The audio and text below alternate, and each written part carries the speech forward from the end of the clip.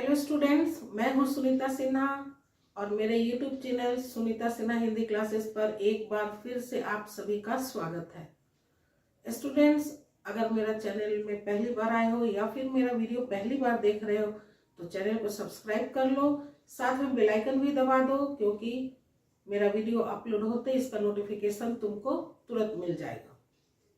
और जल्दी से सब्सक्राइब कर लो क्योंकि ये बिल्कुल फ्री है। स्टूडेंट्स, सवाल आपके जवाब हमारे में आदर्श यादव का रिक्वेस्ट लेकर वीडियो बना रहे थे जिसमें कि पार्ट 1 बन गया है, अपलोड भी हो चुका है, देख चुके होंगे आप लोग। ये भाग 2 है जिसमें कि हम पार्ट 1 में 1 से लेकर 6 तक बता चुके हैं विशेषताएं, रूप रचना की विशेषण को किस प्रकार से लिख सकते हैं, संज्ञा ये विशेष से पहले भी और विशेष से बाद भी। चलिए एक बार रिवीजन कर ही देते हैं थोड़ा। उत्पत्ति हम लोग जान गए कि ये विकारी शब्द है, विकारी शब्द के अंतर्गत ये विशेषण शब्द बना। विशेषण शब्द जो है जिस संज्ञा या सर्वनाम की विशेषता बताता है, तो संज्ञा या सर्वनाम को, संज्ञा या सर्वनाम इसको विशेष नाम दिया गया, विशेष्य, और इसकी विशेषता बताने वाले शब्द को विशेषण कहते हैं। विशेषण शब्द कैसे बना? विशेष में न प्रत्यय यानी पीछे जोड़ता है। विशेष में जब न जोड़ दिया गया तो ये बन गया विशेषण। संज्ञा या सर्वनाम की विशेषता बताने वाले शब्द को विशेषण कहते हैं। संज्ञा या सर्वनाम जो भी शब्द होगा उसको विशेष बताया गया, कहा गया है, क्योंकि ये पृथ्वी पर जितने भी चीज है सबका नाम है। तो यहाँ इसका नाम जो भी संज्ञा या शब्द जिसकी विशेषता बताई जाएगी उसको विशेष कहेंगे। एक शब्द हम लोग को और मिला था, प्रविशेषण। प्रविशेषण क्या था? प्र मतलब अधिक, तो विशेषण की भी विशेषता बताने वाले शब्द को विशेषण कहते हैं। जैसे यह घर बड़ा है, या फिर कह सकते हैं यह बड़ा घर है।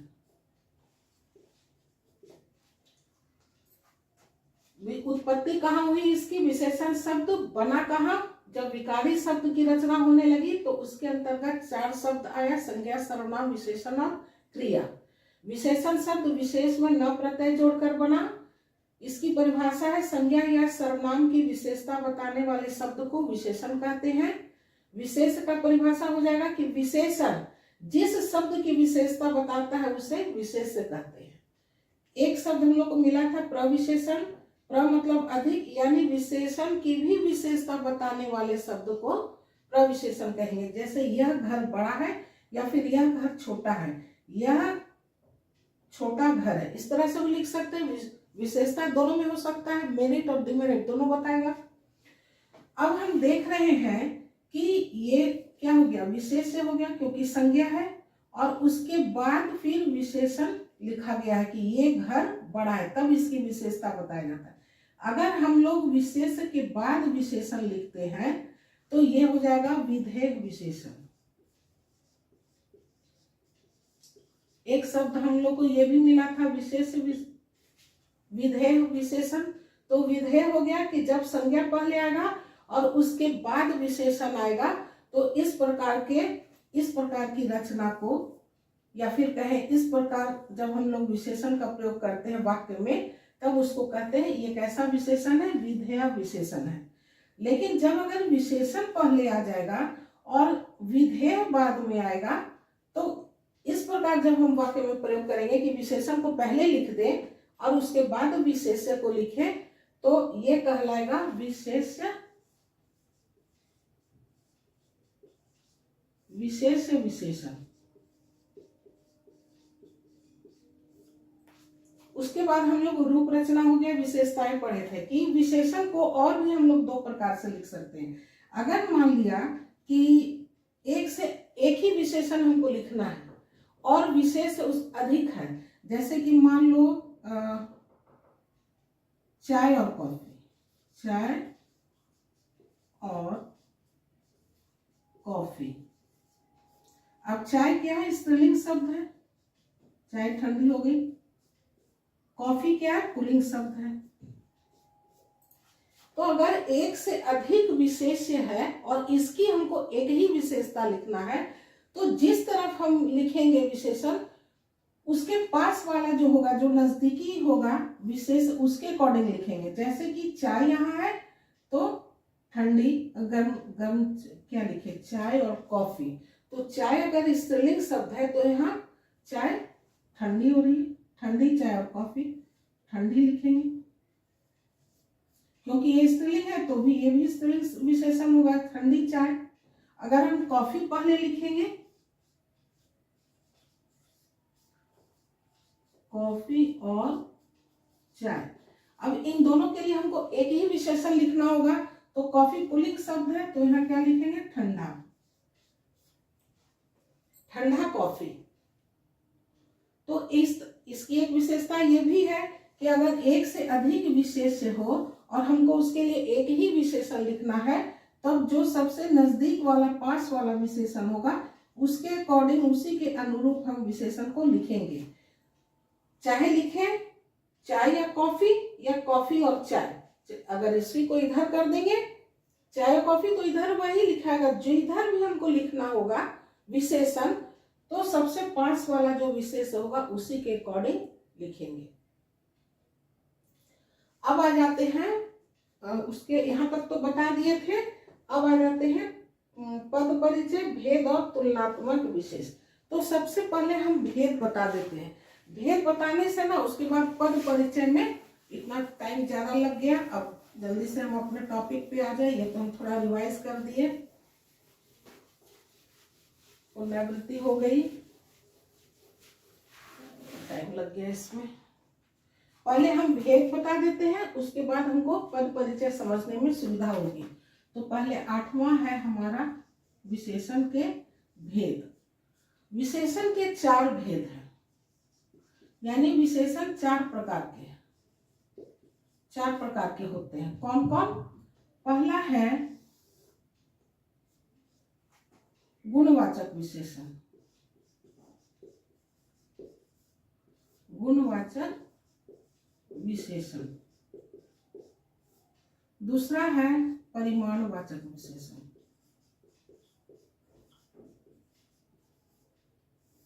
परिमाणवाचक विशेषण। तीसरा है संख्यावाचक विशेषण, संख्यावाचक विशेषण। और चौथा और अंतिम है सार्वनामिक विशेषण, सार्वनामिक विशेषण। और इसी सार्वनामिक विशेषण में इनको कंफ्यूजन है कि मैम सार्वनामिक विशेषण में दिक्कत हो रहा है, जैसे वह व्यक्ति दयावान है। तो चलिए शुरू करते हैं, हम अपने विषय पर हम लोग आ गए।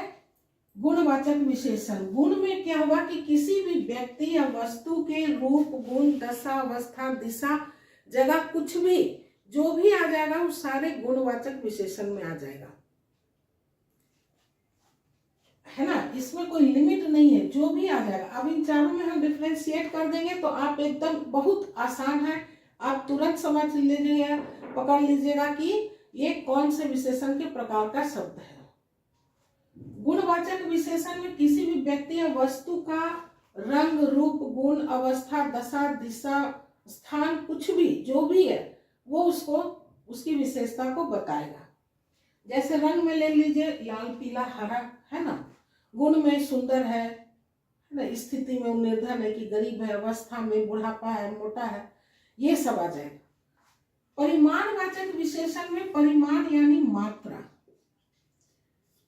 जिस विशेषण शब्द से किसी व्यक्ति या वस्तु के रंग, रूप, गुण, दशा, दिशा, अवस्था, स्थान आदि का पता चले उसे गुणवाचक विशेषण कहते हैं। जिस विशेषण शब्द से किसी व्यक्ति या वस्तु के मात्रा का पता चले उसे परिमाणवाचक विशेषण कहते हैं। इसमें क्या है कि जैसे कि मात्रा बताएगा, मात्रा यानी quantity, 1 kilo, 2 kilo, 1 litre, 2 litre, 1 metre, 2 metre, कुछ भी रह सकता है, यानी मात्रा क्वांटिटी बताएगा। तो मात्रा क्वांटिटी बताएगा तो इसके भी दो भेद हो सकते हैं। सॉरी, एक बात यहाँ भूल गए कि गुणवाचक में ना सा लगा करके उसके गुण को और हम लोग कम कर सकते हैं। जैसे छोटा, छोटा घर है या कोई भी चीज छोटा है, उसमें अगर छोटा या छोटी सी, छोटा सा या छोटी सी लगा देते हैं तो उसके गुण को थोड़ा और कम कर देता है। ये है गुणवाचक का, ये एक स्पेशल इसकी विशेषता है। परिमाणवाचक में हो गया कि ये मात्रा बताएगा, मात्रा चाहे किलो में हो सकता है, लीटर में या मीटर में हो सकता है। तो जब ये मात्रा बताएगा तो मात्रा भी दो प्रकार का हो गया, निश्चित और अनिश्चित। निश्चित परिमाणवाचक, निश्चित परिमाणवाचक विशेषण, और दूसरा अनिश्चित, अनिश्चित परिमाणवाचक विशेषण। इस तरह होगा।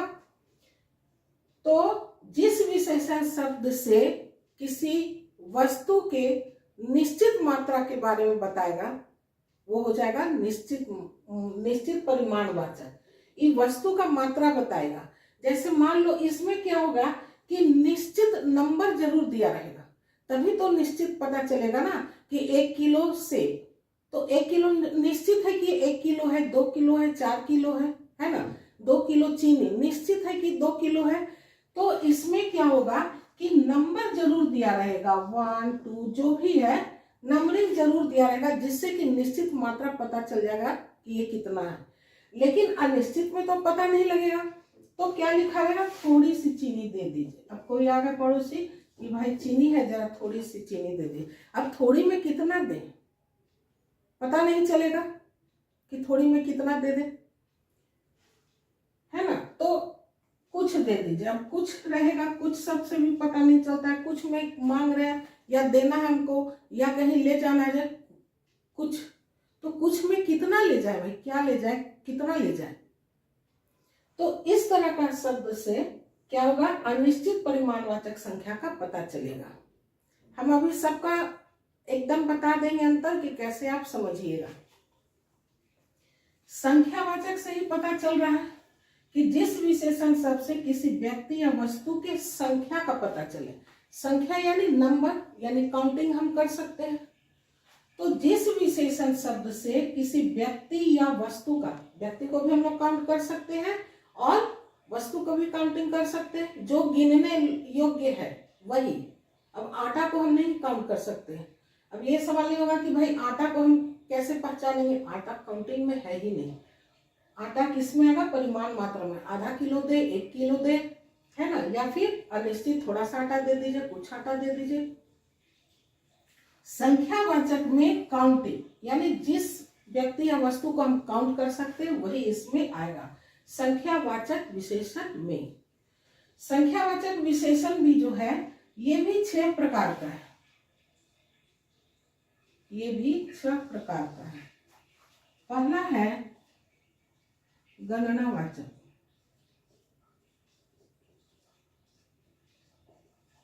गणनावाचक विशेषण। दूसरा हो गया क्रमवाचक,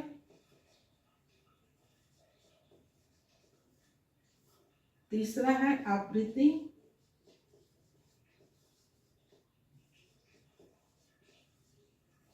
आवृत्तिवाचक। चौथा है समुदायवाचक,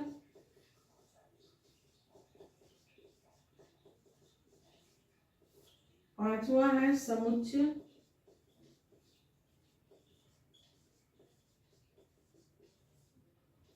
और छठा है प्रत्येक बोधक।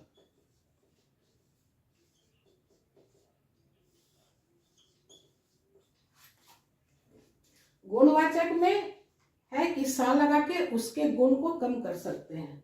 परिमाणवाचक में 2 प्रकार हो गया, निश्चित और अनिश्चित। ये मात्रा बताएगा तो इसमें लीटर, मीटर या फिर किलो, इस यूनिट का कुछ भी लिखा रहेगा, मिलीलीटर, लीटर, है ना, या सेंटीमीटर, मीटर, किलो में रहेगा मिलीग्राम, ग्राम है, किलोग्राम है। इस प्रकार से कोई भी एक नंबर के साथ जरूर लगा रहेगा। ये सब परिमाणवाचक हो गया। अनिश्चित में तो थोड़ा या कुछ रहेगा। संख्यावाचक में संख्या बताएगा। जिस विशेषण शब्द से व्यक्ति या वस्तु के संख्या का पता चले उसे संख्यावाचक विशेषण कहते हैं। संख्यावाचक विशेषण के अंतर्गत भी 6 आते हैं। 6 प्रकार से हम लोग लिख सकते हैं। पहला है गुणवाचक, क्रमवाचक, आवृत्तिवाचक, समुदायवाचक, समुच्चयवाचक और प्रत्येक बोधक। अब गणनावाचक यानी गणना करते हैं, यानी क्या करते हैं हम लोग, गिनती करते हैं। जनगणना, जन यानी व्यक्ति, जनगणना यानी व्यक्ति की गणना करते हैं कि आपके परिवार में कितने लोग हैं, तो वही हो गया गणनावाचक यानी काउंट करना, गिनना, कितना। तो जिस विशेषण सबसे अगर गणना करेंगे तो गणना करने में हम लोग क्या लिखते हैं, 1 2 3 4, है ना। काउंट जब हम लोग करते हैं तो 1 2 3 4 5 6 से ही शुरू करते हैं। तो कोई भी अंक हो सकता है, 1 2 3 4 5 6 7 8 जो है। गणनावाचक भी 2 प्रकार से होता है। इसके अंतर्गत भी 2 आता है, पूर्णांक, पूर्णांक बोधक, और दूसरा हो गया अपूर्णांक।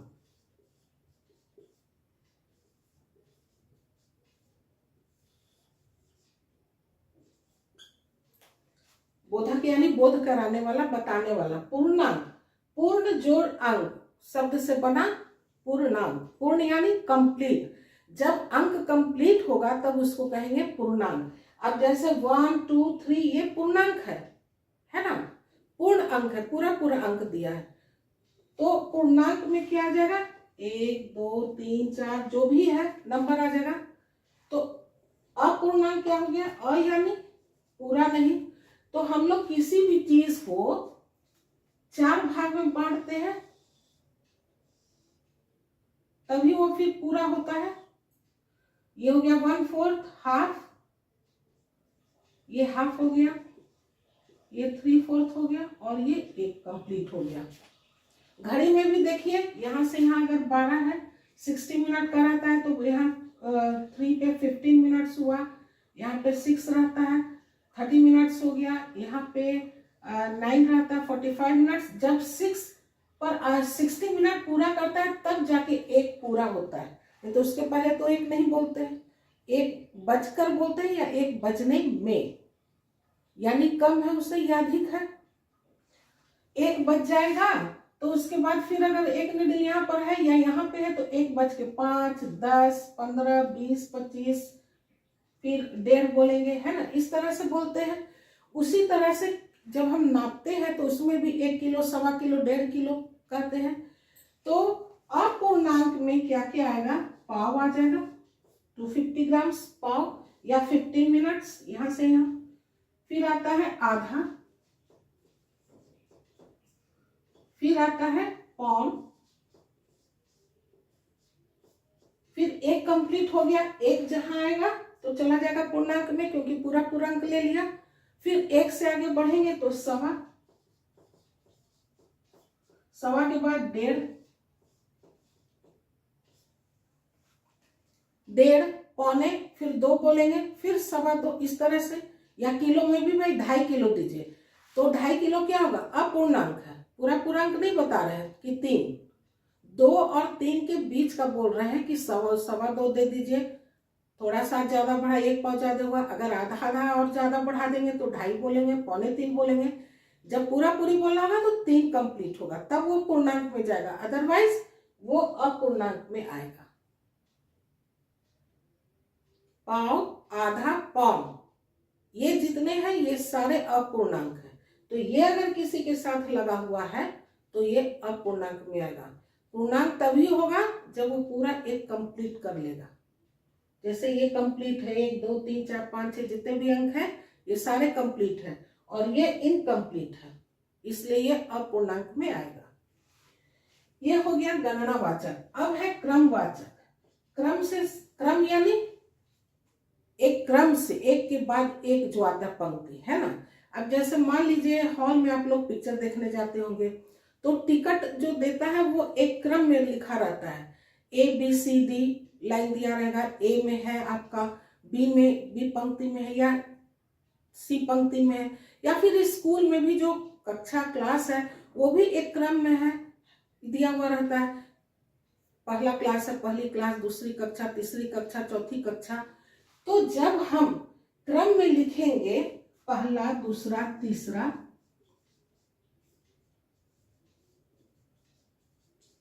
पहला, दूसरा, तीसरा अगर लिखा रहेगा तो वो कैसा विशेषण रहेगा? क्रमवाचक।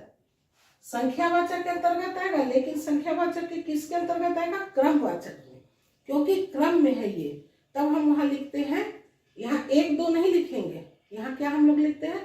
पहला, दूसरा, तीसरा, जो क्रम बना हुआ है। आवृत्तिवाचक, आवृत्ति का मतलब हो गया बार बार आना, किसी भी चीज का बार बार आना उसको कहते हैं आवृत्ति। तो यहाँ आवृत्ति किसका आएगा? संख्या का आएगा। तो जब बार बार आता है तो उसको हम लोग क्या कहते हैं? जैसे मान लो 2 × 2 आवृत्ति आ रहा कि 2 को 2 बार, तो क्या कहेंगे? 2 गुना। 15 रुपया का 2 गुना कितना हुआ? 30 रुपये हो गए, यानी 15 × 15 बार बार आवृत्ति आ रहा है। 2 × 2 मान लिया, फिर 3 बार करेंगे, 4 बार कर सकते हैं। 3 को भी जैसे 2 बार किए, एक ही नंबर जब बार बार आता है तो उसको कहते हैं आवृत्ति। तो यहाँ तो नंबरिंग में हम लिख दिए ना, हिंदी में क्या लिखेंगे? आवृत्ति कैसे होगा? दोनों, नहीं दोनों तो समूह में आ जाएगा, दोनों दुगुना तिगुना होगा ना, गुना न कर रहे हैं। दुगुना हो गया, तिगुना हो गया, तिगुना यानी 3 बार। अगर 3 को 3 बार 3 टाइम्स कर रहे हैं, 3 × 3 × 3, तो 3 बार अगर मल्टीप्लाई कर रहे हैं तो तिगुना हो गया। 2 बार मल्टीप्लाई करेंगे, 3 × 3, 2 बार किए तो ये हो गया 2 गुना। यानी एक ही नंबर को जब हम बार बार लिखते हैं तब उसको कहते हैं आवृत्तिवाचक। 2 गुना, तिगुना, 4 गुना, 5 गुना, 6 गुना हो चलता रहेगा। समुदायवाचक में हो जाएगा, समुदाय यानी थोड़ा सा झुंड या इसमें होगा, तो इसको किस प्रकार से लिखा जाएगा? संख्या में अगर समुदाय में है, दोनों, तीनों, चारों, दोनों, तीनों, चारों, इस तरह से।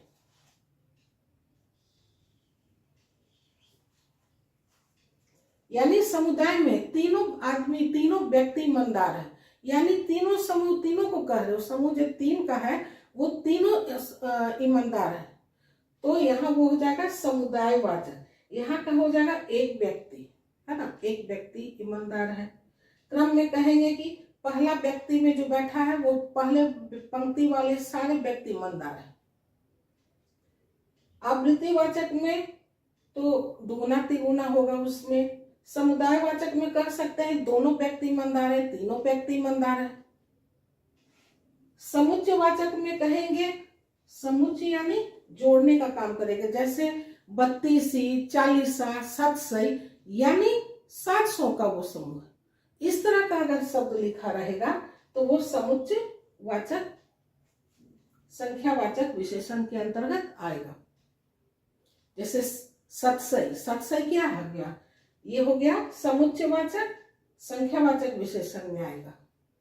40 का एक ये है जुड़ा हुआ उसमें, 40 दोहा का, तो वो हो जाएगा समुच्चयवाचक, संख्यावाचक विशेषण। यानी संख्यावाचक विशेषण का जो ये 6 प्रकार से लिखने का है वो उसमें से समुच्चयवाचक आ जाएगा। 40 है, 32 है, 40 है, 700 है,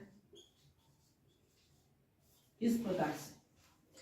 प्रत्येक बोधक, नाम से ही प्रत्येक चल रहा है कि प्रत्येक का बोध करें, यानी हर एक, प्रत्येक यानी हर व्यक्ति ईमानदार है, प्रत्येक व्यक्ति ईमानदार है, हर एक व्यक्ति ईमानदार है, यानी उस वहां पर जितने भी हैं, जितने भी 1 2 से लेके जितने भी हैं वो सारे के सारे ईमानदार हैं, वो हो जाएगा प्रत्येक बोधक, मतलब हर एक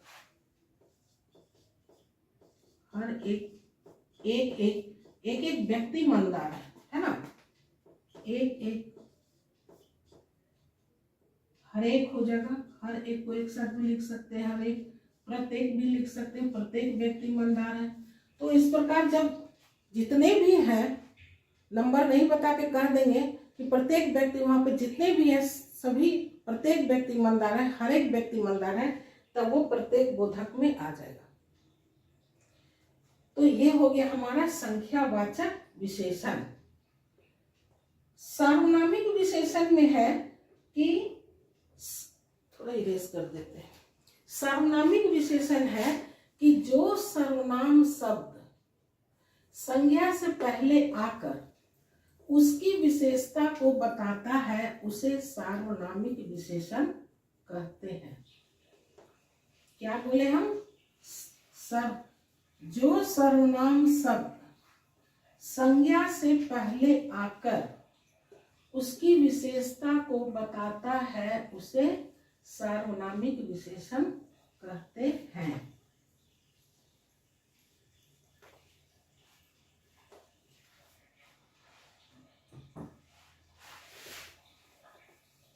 जिससे कि ये आदर्श यादव को इसी सार्वनामिक विशेषण में कंफ्यूजन है कि कैसे होगा। सार्वनामिक विशेषण जो है वो दो शब्द मिलकर बना हुआ है ना। सार्वनामिक विशेषण,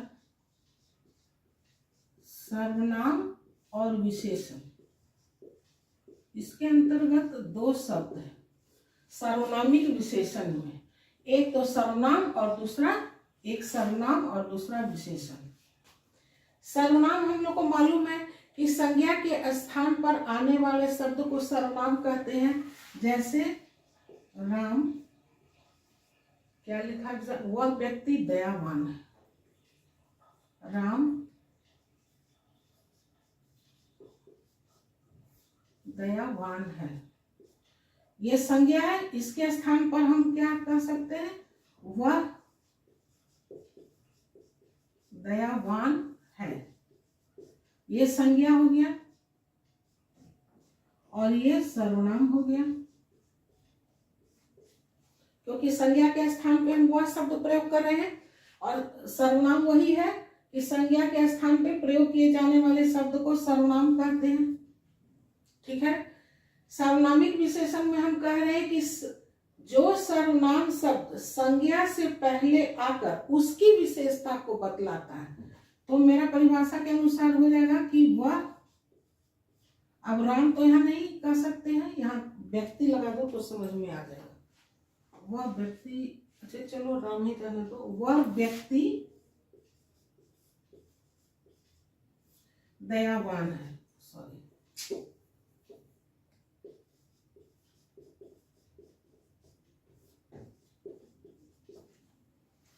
राम दयावान है, राम संज्ञा हो गया, संज्ञा के स्थान पे वह प्रयोग किए हैं, वह दयावान है, वह सर्वनाम हो गया। सार्वनामिक विशेषण में जो सर्वनाम शब्द संज्ञा से पहले आकर उसकी विशेषता को बताता है, उसे सार्वनामिक विशेषण कहते हैं। अब देखो यहाँ वह जो लिखा हुआ है ये राम के स्थान पे आया, इसके साथ यहाँ संज्ञा नहीं लगा हुआ है, ध्यान दो। जो सर्वनाम है यहाँ पे संज्ञा साथ में नहीं लगा है, लेकिन सार्वनामिक विशेषण में सर्वनाम और संज्ञा दोनों साथ साथ ही रहेगा। एकदम पहले सर्वनाम, उसके साथ ही बगल में संज्ञा आएगा, यही इसकी पहचान है। देखो वह व्यक्ति दयावान है, वह सर्वनाम है और इसके साथ ही साथ संज्ञा आया, और तब वो जो वह है वो इसकी विशेषता को बता रहा है कि कैसा व्यक्ति है, दयावान है। तो अंतर देख रहे हो, वह और यहाँ वह में वह व्यक्ति, इसके साथ संज्ञा लगा हुआ है, इसलिए इसका डेफिनेशन हो गया कि जो सर्वनाम शब्द संज्ञा से पहले आकर उसकी विशेषता को बतलाता है, उसे किसे, इसे, जो बता रहा है संज्ञा की विशेषता को, उसे सार्वनामिक विशेषण कहते हैं। यहाँ पे वह जो है सार्वनामिक विशेषण हो गया, यहाँ सिर्फ सर्वनाम है। अगर दोनों में अंतर पूछा जाए कि सर्वनाम और सार्वनामिक विशेषण में क्या अंतर है, क्या लिखना होगा हमको? जो सर्वनाम शब्द संज्ञा के स्थान पे प्रयोग किए जाते हैं, जो सर्वनाम शब्द संज्ञा के स्थान पे प्रयोग किए जाते हैं उसे सर्वनाम कहते हैं। लेकिन जब वही सर्वनाम शब्द संज्ञा से पहले आकर उसकी विशेषता को बताता है तो उसे सार्वनामिक विशेषण कहते हैं। अंतर हो जाएगा, ये संज्ञा के स्थान पर आ रहा है और ये संज्ञा से पहले आकर और इसकी विशेषता को बता रहा है। उसके बाद ये तीनों एग्जाम्पल लिख दीजिएगा। राम को अंडरलाइन करके संज्ञा, वह को अंडरलाइन करके सर्वनाम, और यहाँ इसको अंडरलाइन करके लिख दीजिए सार्वनामिक विशेषण। ये हो गया सार्वनामिक विशेषण। तो एकदम क्लियर हो जाएगा कि सर्वनाम क्या है और सार्वनामिक विशेषण क्या है। डेफिनेशन उसी तरह से लिख दीजिएगा कि जो सर्वनाम शब्द संज्ञा के स्थान पर प्रयोग किए जाते हैं, जो शब्द संज्ञा के स्थान पर प्रयोग किए जाते हैं उसे सर्वनाम कहते हैं। लेकिन वही सर्वनाम शब्द जब संज्ञा से पहले आकर उसकी विशेषता को बतलाता है तो उसे सार्वनामिक विशेषण कहते हैं। ये तीनों एग्जाम्पल बता दिएगा कि संज्ञा कौन है, सर्वनाम कौन है और सार्वनामिक विशेषण कौन है। हाफ या 1/4 नंबर भी कोई नहीं आपका काट सकता है, फुल मार्क्स इसमें मिलेगा।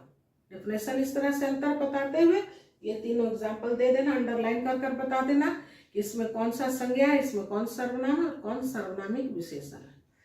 डेफिनेशन के अकॉर्डिंग ये एग्जाम्पल हो गया, इसलिए ये सर्वनामिक विशेषण हो गया, ये सर्वनाम हो गया। अब है कि सार्वनामिक विशेषण भी दो प्रकार के होते हैं। कैसे? जब सर्वनाम दो प्रकार का हो गया, मौलिक सर्वनाम और यौगिक सर्वनाम, तो सार्वनामिक विशेषण भी दो प्रकार का हो जाएगा। सार्वनामिक विशेषण भी दो प्रकार का हो जाएगा। एक हो जाएगा क्या बोलेंगे, मौलिक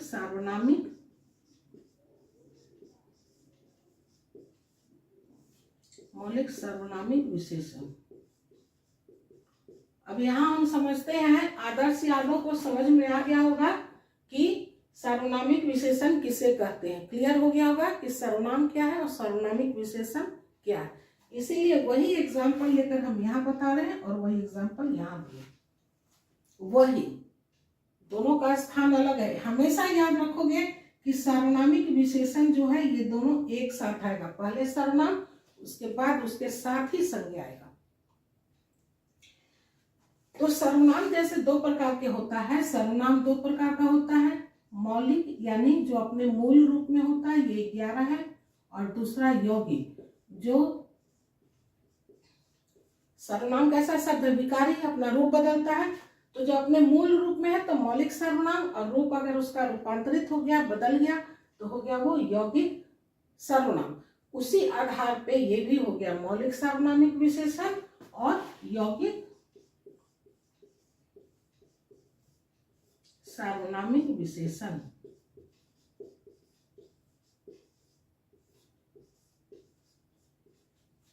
मूल रूप में जब वो रहेगा, जैसे यहाँ देखो मूल रूप में ही है वह, तो वह हो गया यहाँ मौलिक सार्वनामिक विशेषण। और अगर कहें कि ऐसा व्यक्ति, ऐसा व्यक्ति कर अगर रहेगा तो ऐसा ये क्या हो गया, ये मूल रूप में नहीं है, रूपांतरित शब्द है, तो ये हो जाएगा इस प्रकार से। अगर वाक्य लिखा रहेगा कि पहले सर्वनाम फिर संज्ञा, तो ये सार्वनामिक विशेषण हो गया। किस प्रकार का सार्वनामिक विशेषण है? ये यौगिक सार्वनामिक विशेषण। कैसा घर, कैसा घर है ना। अब ये कैसा क्या हो गया, यौगिक सार्वनामिक है। ये सर्वनाम शब्द का रूपांतरित रूप है, कैसा घर है ना। तो ये हो गया हमारा सार्वनामिक विशेषण। सार्वनामिक विशेषण में हम बोले थे कि पहचान कैसे करेंगे, चारों में कैसे अंतर पकड़ेंगे कि कौन क्या है। तो सबसे पहले जान लें कि गुणवाचक, अच्छा परिमाणवाचक में क्या है, परिमाणवाचक और संख्यावाचक में भी अंतर पहले बता देते, क्योंकि दोनों में निश्चित और अनिश्चित दोनों है। शायद बताइए, हम बताने के चक्कर में जल्दी जल्दी भूल गए। संख्यावाचक जिस तरह से दो है, तो संख्यावाचक जैसे सुखा, जैसे परिमाणवाचक, परिमाणवाचक विशेषण दो हो गया था, निश्चित और अनिश्चित।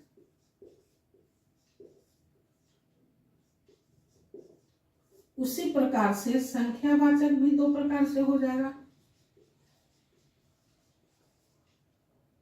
संख्यावाचक भी हो जाएगा निश्चित और अनिश्चित। निश्चित में नंबर रहेगा, परिमाण में क्या रहेगा, मात्रा, मात्रा रहेगा। मात्रा में क्या बोले थे, निश्चित, इसमें नंबर जरूर दिया रहेगा 1 2 3 4 जो भी है, और मात्रा बता रहा है तो क्या रहेगा, किलो, मीटर और लीटर, ये जरूर लिखा रहेगा। मात्रा में क्या कि क्वांटिटी बताना है, तो निश्चित नंबर के साथ साथ या तो किलो या तो मीटर या तो लीटर, ये तीनों में से यूनिट का कुछ भी जरूर लिखा रहेगा। संख्यावाचक में भी निश्चित है, निश्चित में भी बताए थे कि 7 है, सॉरी 6 है ये, और अनिश्चित में भी वही, अनिश्चित में जैसे रहेगा कि थोड़ी चीनी दे दो, कुछ रहेगा, है ना, ये सब शब्द रहेगा निश्चित में। यहाँ निश्चित में रहेगा, संख्या में यहाँ भी निश्चित नंबर दिया रहेगा, 1 2 3 4 लोग, 5 लोग, 10 लोग, निश्चित नंबर दिया रहेगा। और अनिश्चित में फिर नहीं रहेगा, कुछ रहेगा, कुछ लोग आ गए, कुछ लोग में कितने लोग आ गए, 1 2 4 5 10 पता नहीं चलेगा, है ना। तो इस प्रकार में अनिश्चितता रहेगा, वो हो गया। अब देखो इन दोनों में क्या अंतर है कि इसके साथ, परिमाणवाचक के साथ निश्चित में 1 kilo, 2 kilo, 1 litre, 2 litre, 1 metre या फिर 2 मीटर, इस तरह से निश्चित में लिखा रहेगा। यानी नंबर के साथ किलो, लीटर, मीटर अवश्य लिखा रहेगा, लेकिन संख्या में नहीं लिखा रहेगा। 1 व्यक्ति, 2 व्यक्ति, 4 व्यक्ति, 10 व्यक्ति, बस।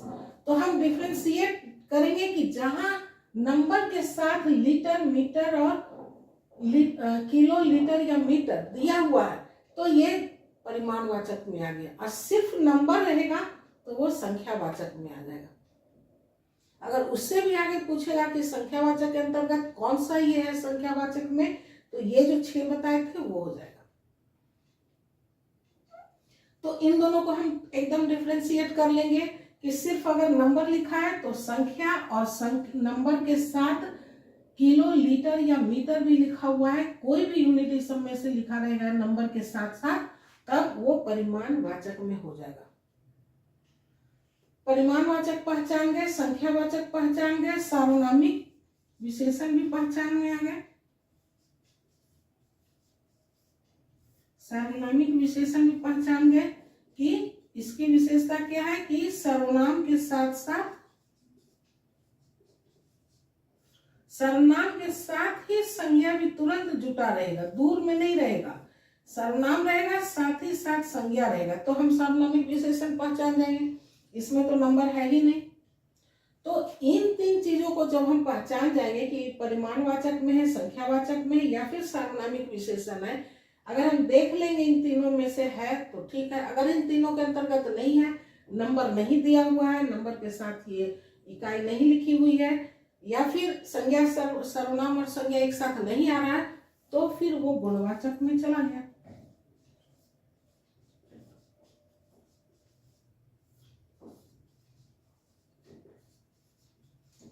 क्योंकि यही 4 विशेषण तो है ही है। तो जब हम परिमाण में पहचान लेंगे मात्रा में कि नंबर के साथ साथ लीटर मीटर है, अनिश्चित में देखिए अगर तौले का चीज है, अगर अनिश्चित है, पता नहीं चला कि कितना तौले या कितना मीटर में है, कितना लीटर में है, तो अनिश्चित हो जाएगा। और अगर निश्चित नंबर देख के साथ दिया हुआ है तो पहचान जाएंगे कि निश्चित में है। संख्यावाचक उसी तरह से अगर नंबर दिया हुआ है 2 केला तो निश्चित है, 2 दर्जन केला ये भी निश्चित है कि 1 दर्जन में 12 होता है, यानी 2 दर्जन यानी 24 केला गिनकर हम दे देंगे, 24 केला गिनकर हम ले लेंगे। तो अगर इस तरह से सिर्फ संख्या में रहेगा तो वो हो जाएगा निश्चित संख्यावाचक। और अगर पता ही नहीं चल रहा कि काउंटिंग में कितने हैं, थोड़ा सा सेव ले आना, अब थोड़ा में कितना सेव ले आए पता नहीं चल रहा है, तो ये हो जाएगा अनिश्चित संख्यावाचक। सॉरी, थोड़ा तो हो जाएगा परिमाण में क्योंकि तौलने का चीज है। संख्या में जैसे हो जाएगा अनिश्चित में कुछ लोग आ गए है ना, या अधिक लोग आ गए तो हो जाएगा ये अनिश्चित संख्यावाचक। सर्वनामिक विशेषण में सर्वनाम के साथ साथ ही संज्ञा आएगा तो पहचान जाएंगे सर्वनामिक विशेषण है, सर्वनाम है और साथ ही उसके साथ संज्ञा भी है। तो सर्वनामिक अगर इन तीनों में से कोई नहीं है तो सीधा वो गुणवाचक में आ जाएगा कि तब वो गुणवाचक विशेषण है, गुण उसका बता रहा है। इसलिए गुण का कोई ये नहीं हम कह सकते एकदम निश्चित, यही 4 चीज कि रंग रूप गुण अवस्था ही बताएगा। दशा, अवस्था, दिशा, स्थान कुछ भी बता सकता है। तो इन सब तीनों में से नहीं कोई है तो सीधे गुणवाचक विशेषण लिख दीजिएगा। गुणवाचक की विशेषता है कि उसमें सा जोड़कर उसके गुण को और हम लोग घटा सकते हैं। छोटा तो छोटा ही है, छोटा सा यानी उसमें भी छोटा में छोटा है।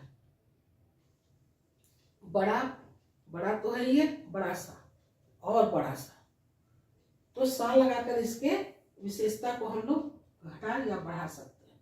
ठीक है, अब आते हैं पद परिचय। पद परिचय एग्जाम में अगर आ जाए कि निम्नलिखित वाक्य में विशेषण शब्द का पद परिचय दीजिए, तो हम पद परिचय देने के लिए क्या क्या हमको उसका परिचय मतलब बताना। अपना परिचय देते तो हम बताते हैं ना, हम अपना नाम बताते हैं, मदर फादर है, फादर का नेम बताते हैं, कहाँ रहते हैं, क्या कर रहे हैं, पढ़ रहे हैं, नौकरी कर रहे हैं, तो कहाँ परिचय में सारी बात बताते हैं। तो उसी तरह से पद क्या हुआ, शब्द और पद क्या है।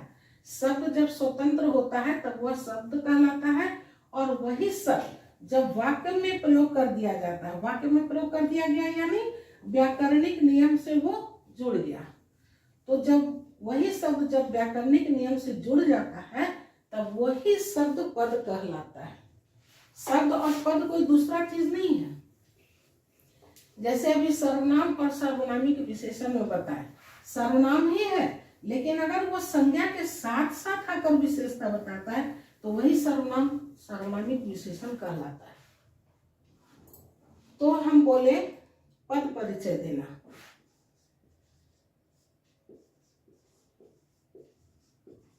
पद परिचय, पद क्या है, मान लो अभी जैसे बोले थे राम दयावान है, राम, अभी राम ये क्या है, स्वतंत्र है, व्याकरणिक नियम से नहीं बंधा है, तब ये क्या हो गया, ये यहाँ शब्द हो गया।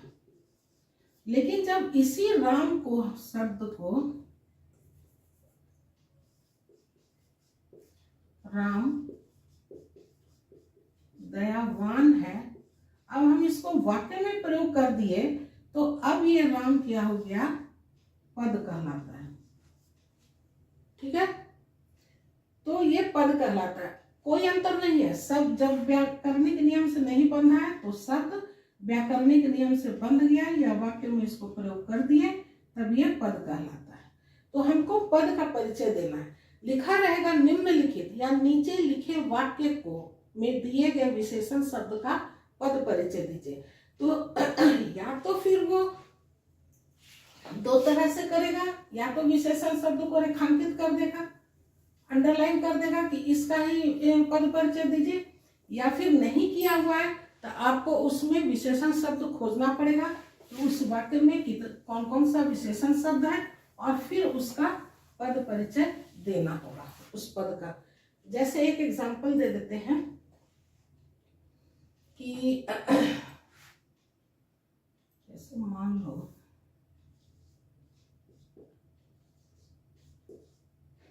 ऊंचे ऊंचे महल देखकर, ऊंचे ऊंचे महल देखकर एक निर्धन व्यक्ति, एक निर्धन व्यक्ति भी हवाई किले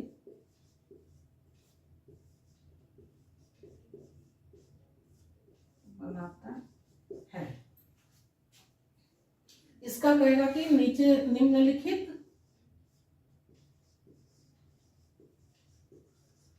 निम्नलिखित वाक्य में दिए गए विशेषण का पद परिचय करिए।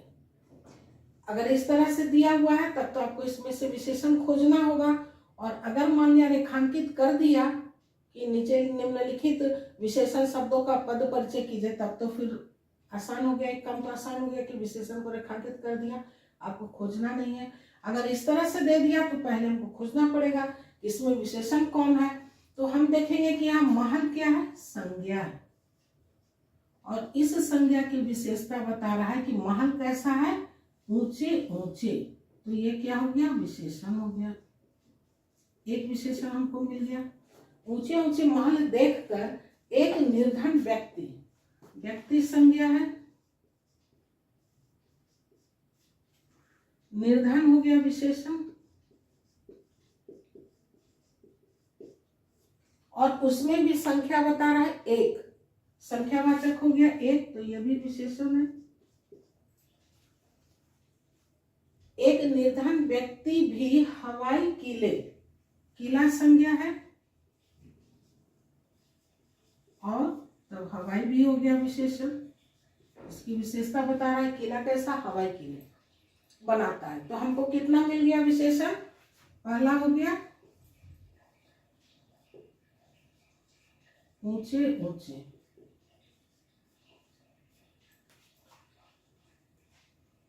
उसके बाद है एक,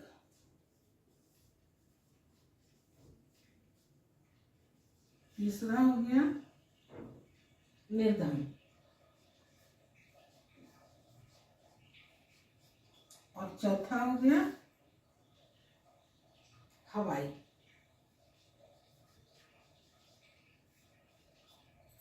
तो पद परिचय देने के लिए हमको किन किन बातों को बताना होगा, एक तो विशेषण का भेद बता देना पड़ेगा कि कौन सा भेद में आता है, ये तुमको बताना होगा। गुणवाचक है, परिमाणवाचक है, संख्या या सार्वनामिक या गुण है, कौन सा चारों का है। उसके बाद हमको उसका लिंग बताना पड़ेगा, पुल्लिंग है या ये स्त्रीलिंग शब्द है। वचन बताना पड़ेगा, एक वचन में वो शब्द है या बहुवचन में है। और जब विशेषण हम बता रहे हैं तो उसका विशेष्य भी बताना होगा कि ये किसकी विशेषता बता रहा है, तो विशेष्य भी हमको बताना पड़ेगा। यानी कि इन चार बातों को हमको बताना पड़ेगा, भेद, लिंग, वचन और विशेष शब्द। विशेषण का विशेष शब्द कौन सा है, ये चार बातें बताना होगा। चलिए अब शुरू करते। इतना हम जान गए पद परिचय में हमको क्या क्या बताना है, इस वाक्य में कौन कौन सा विशेषण शब्द है। अब पहला है इसमें ऊंचे ऊंचे। ऊंचे ऊंचे क्या हो जाएगा, ऊंचे ऊंचे महल। तो अभी हम बताए थे कि कैसे हम विशेषण शब्द को पकड़ेंगे कि कौन से प्रकार का है। संख्या नहीं है, परिमाण भी नहीं है, सार्वनामिक भी नहीं है, तो ये गुणवाचक विशेषण हो गया, गुणवाचक विशेषण। ऊंचे ऊंचे गुणवाचक विशेषण। शब्द कैसा है, पुल्लिंग है, पुल्लिंग शब्द है ये। वचन ऊंचे ऊंचे है, कौन सा वचन हो जाएगा, बहुवचन। भेद बता दिए, गुणवाचक विशेषण है, पुल्लिंग, लिंग में बता दिए पुल्लिंग है, वचन में बता दिए बहुवचन। अब विशेष, तो ये जो ऊंचे ऊंचे है किसकी विशेषता बता रहा है, महल का। तो विशेष कौन सा हो गया,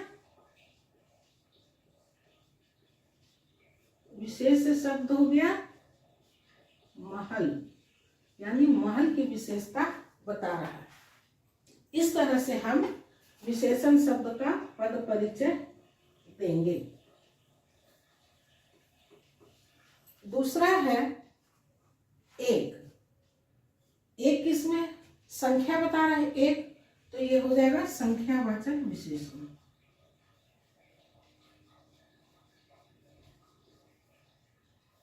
संख्यावाचक विशेषण।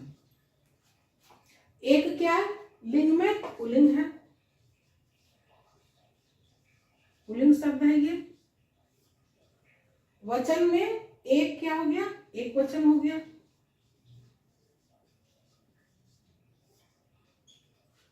विशेष शब्द कौन सा है इसका, एक निर्धन व्यक्ति, इसकी विशेषता बता रहे इस व्यक्ति का, तो ये हो गया विशेष शब्द कौन सा है इसमें,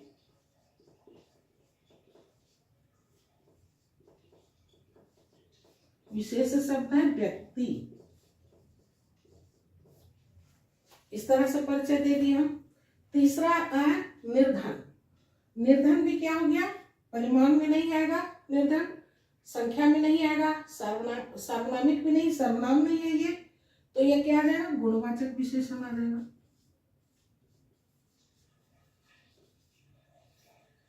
गुणवाचक विशेषण में आ गया। निर्धन कैसा शब्द है, पुल्लिंग शब्द है।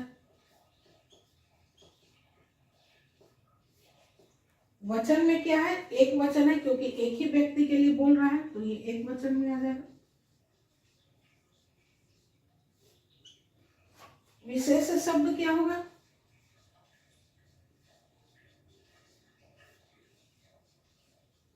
विशेष शब्द जो है, निर्धन भी इसी व्यक्ति के बारे में बता रहा है, तो इसका भी विशेष शब्द क्या हो गया, व्यक्ति। इसका भी परिचय दे दिए। हवाई, हवाई किले बनाता है। हवाई कैसा है, परिमाण में नहीं आएगा, किलोमीटर मीटर नहीं लिखा हुआ है, सॉरी, हवाई हो गया।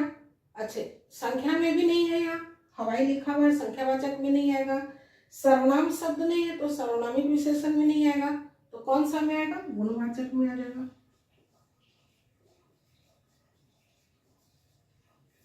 गुणवाचक विशेषण हो गया। उसके बाद है लिंग। हवाई क्या है, पुल्लिंग शब्द है।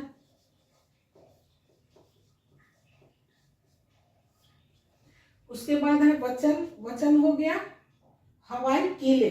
अभी हम बताए थे विशेषण शब्द की जो विशेषता में कि इसकी दो विशेषता है कि अगर विशेष एक वचन में है तो विशेषण भी एक वचन में लिखाता है, और अगर विशेष बहुवचन में है तो ये भी बहुवचन में लिखाएगा। यानी क्रिया के अनुसार, क्रिया भी हम लोग वैसे ही वाक्य में प्रयोग करते हैं। अगर कर्ता एक ही है तो क्रिया भी एक वचन में होगा, कर्ता अगर एक से अधिक है तो क्रिया भी एक बहुवचन में होगा। उसी तरह से विशेष अगर एक वचन है तो विशेष, संज्ञा सर्वनाम को विशेष कहते हैं। अगर विशेष एक वचन में है तो विशेषण भी एक वचन में होगा। विशेष अगर बहुवचन में है तो विशेषण भी बहुवचन में होगा। जैसे ऊंचे ऊंचे महल, तो महल यहाँ एक लिखा है लेकिन ये अनेक है, तब तो ऊंचे ऊंचे कहा जा रहा है। अगर एक ही महल रहता तब तो कहा जाता ऊंचा महल, लेकिन ऊंचे ऊंचे महल अर्थात जब ये बहुवचन है तो यहाँ भी महल एक से अधिक है। उसी तरह से यहाँ लिखा है हवाई किले। किले बहुवचन है, एक से अधिक है, तो ये भी हवाई क्या हो गया, बहुवचन में हो जाएगा। तो वचन क्या हो गया इसका। विशेषताएं में बताई थी कि दो तरह की विशेषताएं हैं। विशेष के अनुरूप यानी विशेष के अनुसार ही विशेषण का भी लिंग वचन लिखाता है। अगर विशेष यानी संज्ञा या सर्वनाम जिस लिंग में या जिस वचन में होगा उसी के अनुरूप ये भी लिखाता है। और दूसरा कहते हैं कि अगर एक से अधिक विशेष है और हमको एक ही विशेषण लिखना है तो जो पास वाला जिसका हम लिख रहे हैं, जहाँ पर जो पास वाला है उसी के अनुरूप विशेषण लिखाएगा। तो यहां से हम समझ गए कि हवाई किले, किले एक से अधिक है, नहीं तो किला लिखा रहता तो एक वचन में, किले हैं तो बहुवचन, इसका मतलब है कि हवाई भी बहुवचन में होगा। तो ये हो गया बहुवचन। विशेष शब्द जो है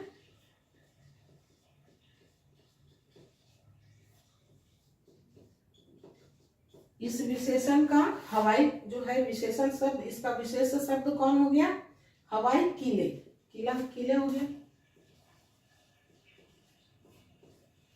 इस तरह से हम किसी भी वाक्य में जो विशेषण शब्द रहेगा उसका पद परिचय इस प्रकार से देंगे। 4 बातें बताना होगा कि विशेषण का कौन से भेद का है, उसका लिंग क्या है, वचन क्या है, और उस विशेषण का विशेष शब्द क्या है, किसकी वो विशेषता बता रहा है। यहाँ किले का बता रहा है, इसमें व्यक्ति और यहाँ माल का बता रहा है। ये हो गया हमारा पद परिचय हो गया, भेद हो गया। अब लास्ट है तुलनात्मक विशेषण। जिस विशेषण शब्द से 2 या 2 से अधिक व्यक्ति या वस्तु का तुलना करते हैं, जिस विशेषण शब्द से 2 या 2 से अधिक व्यक्ति या वस्तु की जब हम तुलना करते हैं तो वैसे विशेषण शब्दों को तुलनात्मक विशेषण कहते हैं। क्योंकि विशेषण है तो हम तुलना भी कर सकते हैं कि वो उससे ज्यादा अच्छा है, वो उससे ज्यादा ईमानदार है, वो इससे ज्यादा दयावान है, तो विशेषण शब्द को हम तुलना कर सकते हैं। तो जब हम किसी व्यक्ति का या वस्तु भाव का किसी का भी अगर हम तुलना करते हैं तो उस विशेषण शब्द को तुलनात्मक विशेषण कहते हैं, यानी ये तुलना कर रहे हैं। समझ गए होंगे तुलनात्मक विशेषण किसे कहते हैं?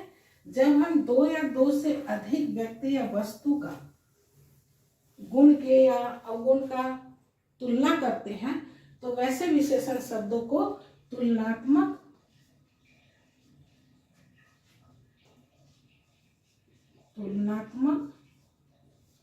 विशेषण कहते हैं। तुलनात्मक विशेषण हिंदी में विशेषण शब्द पे ज्यादा विचार नहीं किया गया, जिस प्रकार से अंग्रेजी के व्याकरण में, इंग्लिश ग्रामर में इस पर विचार किया गया।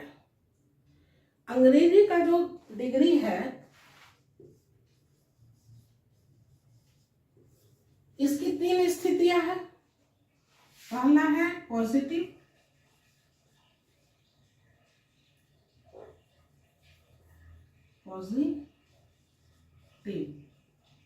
दूसरा है कंपैरेटिव यानी कंपेयर करते, और दूसरा है सुपरलेटिव।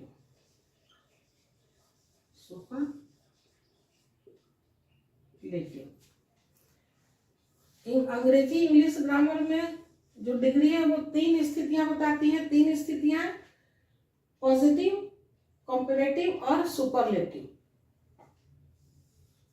तो पॉजिटिव में क्या होता है, विशेषण का जो मूल रूप है वही रहता है। जैसे गुड, गुड शब्द जो है वर्ड, ये अपने मूल रूप में यही विशेषण शब्द है। लेकिन जब हम 2 के बीच तुलना करते हैं अंग्रेजी में तो गुड को क्या लिखते हैं? बेटर। गुड को बेटर लिख देते हैं। और जब 2 से अधिक के बीच तुलना करते हैं तब वहां क्या लिख देते हैं? बेस्ट। बेस्ट लिखते हैं, है ना। बिग अगर मान लो ले ले बिग, तो उसका क्या करेंगे? बिगर लिखते हैं। 2 के बीच तुलना करेंगे तो बिगर दैन, यानी वो उससे ज्यादा बड़ा है। बिगर और यहाँ बिगेस्ट।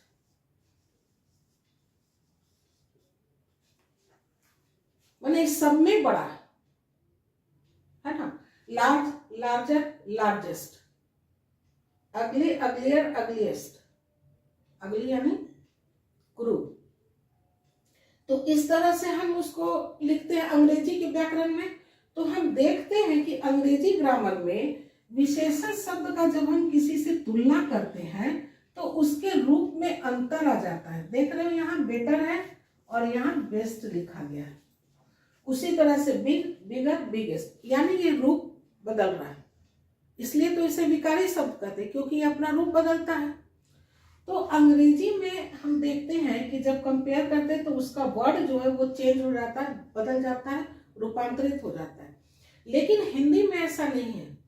हिंदी में क्या है कि जब हम तुलना करते हैं तो से अधिक, से कम, सब से, सब में, बनिस्पत, इन सब शब्दों का प्रयोग करके तुलना करते हैं। लेकिन जो विशेषण शब्द है वो ज्यों का त्यों एज इट इज रहता है। जैसे दयावान का ही ले लें। जैसे अगर मान लिया दयावान हो गया, अपने मूल रूप में है विशेषण दयावान, लेकिन अगर दो के बीच का तुलना करेंगे तो से लगा देंगे।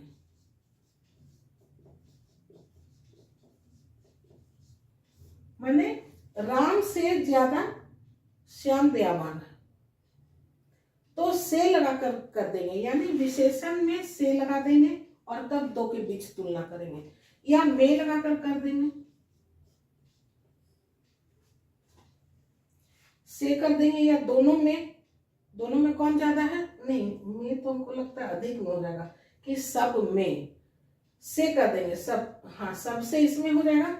से लगाकर हम लोग तुलना करते हैं। या बनिस्पत, राम से बनिस्पत श्याम ईमान दयावान है, बनिस्पत भी कर सकते हैं, बनिस्पत भी लिखते हैं हम लोग।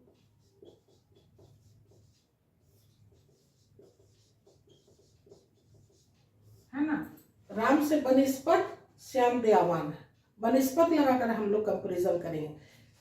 अगर अधिक दो से ज्यादा में करेंगे, है ना, तो क्या कहेंगे, सब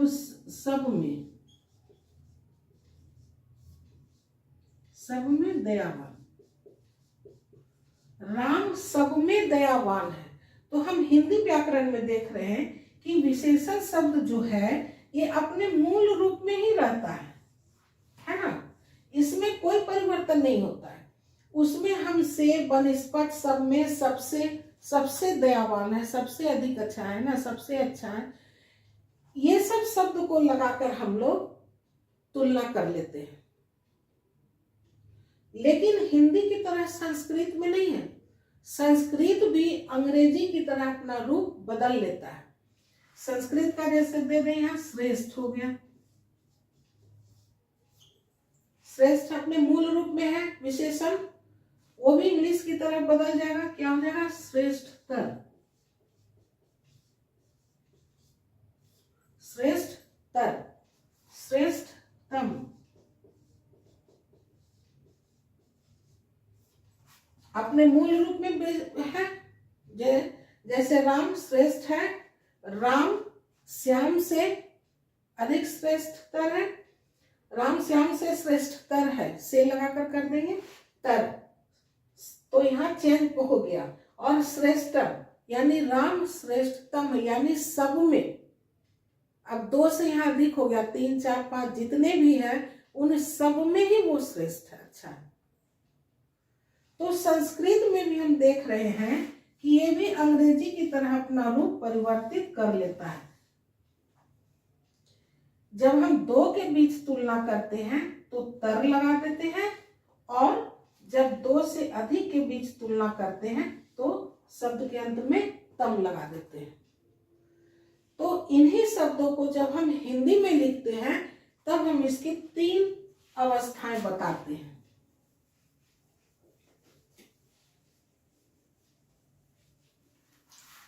जब हम संस्कृत के शब्दों को हिंदी में लिखते हैं तब हम इसकी 3 अवस्थाएं बताते हैं। कहते हैं मूलावस्था,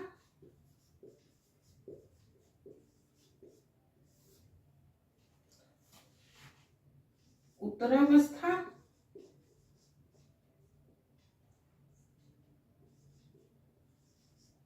उत्तरावस्था, और ये तम लगा है तो उत्तमावस्था।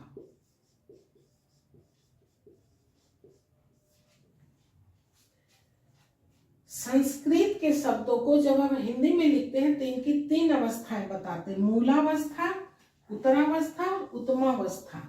मूल अवस्था में कौन सा अवस्था? मूल अवस्था में जब रहेगा, जैसे अधिक,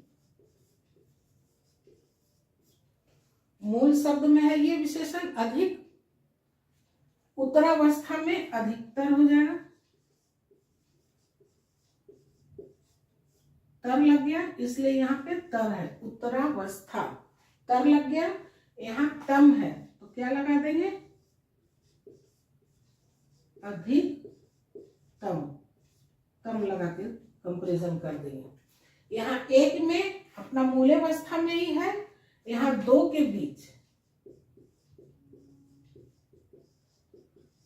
बीच जब हम तुलना करेंगे तो उत्तरावस्था, और दो से अधिक सब में, दो से अधिक तो सब ही हो गया, सब में जब हम तुलना करेंगे तो ये हो जाएगा उत्तमावस्था। तो अंग्रेजी के व्याकरण में और संस्कृत के व्याकरण में रूप परिवर्तित हो जाता है, लेकिन हिंदी में ऐसा नहीं है। हिंदी में एज इट इज रहता है विशेषण, सिर्फ उसमें हम से, सब में, सबसे, बनिस्पत ये सब लगाकर हम लोग तुलना करते हैं। तो ये हो गया हमारा तुलनात्मक विशेषण। समझते हैं? पूरा डिटेल में बता दिए। हो सकता है थोड़ा जो जल्दीबाजी में कुछ छूट गया हो, ऐसे तो हमको लग नहीं रहा है कि कुछ छूट गया है। अगर छूट गया होगा तो नेक्स्ट कोई वीडियो में फिर हम उसको बता देंगे। तो आदर्श यादव को समझ में आ गया होगा कि सार्वनामिक विशेषण क्या है और कैसे हम दोनों को अंतर समझेंगे कि कौन कौन यहाँ कहाँ पे सर्वनाम है और कहाँ पे सार्वनामिक विशेषण है। आज के इस वीडियो में बस इतना ही। मेरा वीडियो अगर समझ में आता हो, पसंद आता हो तो प्लीज़ वीडियो को लाइक एंड शेयर जरूर कीजिए, और अब तक अगर सब्सक्राइब नहीं किए हैं तो सब्सक्राइब कर लीजिए, क्योंकि ये बिल्कुल फ्री है और हम आप लोगों से कुछ नहीं मांगते हैं, सिर्फ सब्सक्राइब कीजिए, लाइक एंड शेयर जरूर कीजिए। मेरा वीडियो देखने के लिए आप सभी का बहुत बहुत धन्यवाद। नेक्स्ट वीडियो में एक नए टॉपिक लेकर मिलते हैं, तब तक के लिए bye bye and take care.